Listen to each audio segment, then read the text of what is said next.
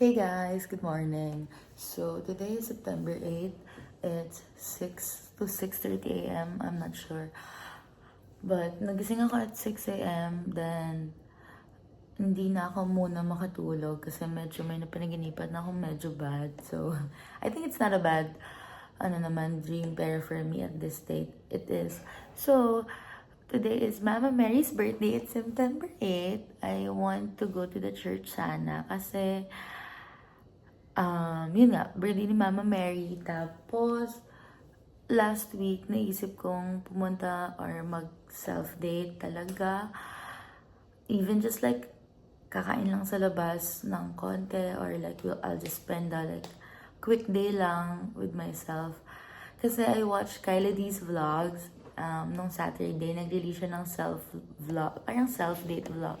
So, ayun. So, last week ko pa ito talaga gustong gawin kasi you guys know that I recognize patterns lately na hindi talaga ako nakakawala dun sa idea na dapat lagi ako may kasama, dapat, ganyan, dapat. And I should be gising na not everything kasi is may kasama ako, not every time people are there to assist me, and the thing is, I need to learn. Sometimes I need to, acknowledge the thing na ako lang mag-isa at times na dapat nagbibigay ako ng time sa sarili ko kasi ito yung kasama ko at the end of the day. At the end of the day, it will take a toll on me if I will not enjoy my own company. So, ayun.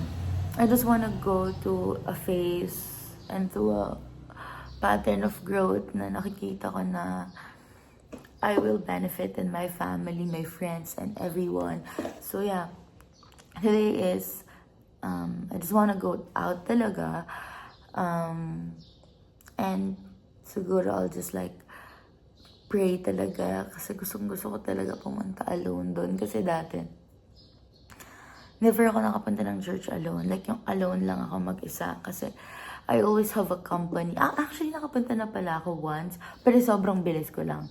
And two takes on that is, that time, sobrang nagre-rush ako.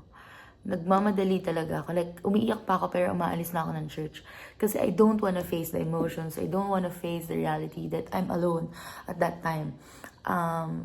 So, yun. Tapos, second realization for that is, and for sa mga sinasabi ngayon, is that not every action needs a reaction. So, sometimes, we tend to overreact or we tend to like, talagang react. Even though hindi naman siya hindi naman siya dapat gawin. But, we guys, valid tayo sa lahat ng na-feel natin. Kasi, we're broken, we're devastated at times. Medyo nakakalito lang guys, ako magkwento kasi from dating to realizations. Wala lang. Naalala ko lang siya, so sasabihin ko siya. But again, yan, that are my two takes for this morning. Ang aga-aga, diba guys? But yun, I will just go on a self-date with me. Self-date tas with me. Ano yun? Self-date. So, ayun. I'll just vlog today. And I really want to edit this vlog today then. And I want to upload it today also. So, I'm thinking if, anong gagawin ko? So, I'm planning to, again, go to the church, go to a cafe. I really wanted to go to a matcha bar. Nakaka-open lang here sa AC. It's the prep apartment.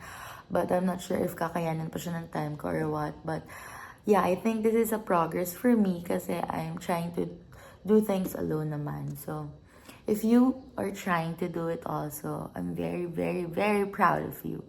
So yes, I'm just gonna update you about sa mga mangyayari mamaya. Hey! Hi guys! Nagkabangs ako! Oh my gosh! Nang saglit na ulit. So, yeah. I'm gonna go now. It's already 8, I think. It's already 8:47. Medyo matagal ako nag-ayos. I took my time. So, ayun. I'll just gonna walk lang hanggang dun sa may sakayan. I'm just gonna withdraw and that's it. Pupunta na tayo in church. And quick kwento guys.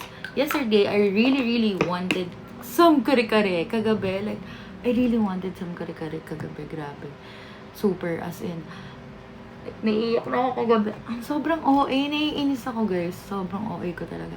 But you know, sobrang gusto ko ng kare-kare kagabi. And I feel this is the right time to eat kare-kare since ako lang naman din mag-isa. But yes, I'm just gonna fix myself lang. I'm just gonna get my bag then. Let's gonna go na. So yeah, bye.